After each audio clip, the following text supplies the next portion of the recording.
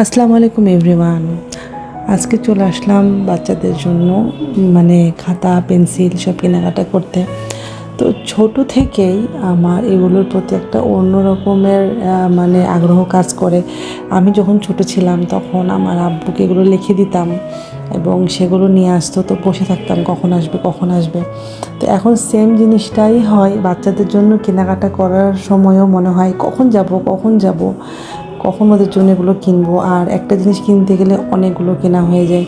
আমার এত ভালো লাগে এইসব জিনিসগুলো কিনতে, নতুন নতুন কলম, তারপরে খাতা, মানে এগুলোর মধ্যে থেকে মনে হয় যে একটা অন্যরকম আনন্দ পাই। তো এখানে আমি আমার হাজব্যান্ড গিয়েছিলাম বাচ্চাদের জন্য, মানে এটা সেটা কিনতে কিনতে অনেক কিছু। তো আমার মেয়েকে আমি একটু প্রচুর লেখাই, যে কোনো জিনিস একটু লেখানোর চেষ্টাটা করি। ওর প্রচুর পেন্সিল লাগে, ওর এই 2 বক্স করে নিয়ে যেতে হয়। তো গতবার নিয়ে গেছিলাম, সেই পেন্সিলগুলোর পছন্দ না, যেহেতু ও এখন আর্ট করে। তো আমিও যেহেতু আর্ট করতাম, এই প্রবলেমটা আমিও ফেস করতাম। তখন আর্ট করার পর হালকা পেন্সিল আর ভালো লাগে না, একটু ডিপ কালার হলে ভালো লাগে। তো ওরও এখন হালকা কালার ভালো লাগছে না, তো একটু ডিপ পেন্সিল নিলাম, প্যাটরা 4B। তো এটা এখন ইউজ করুক, দেখা যাক কি হয়।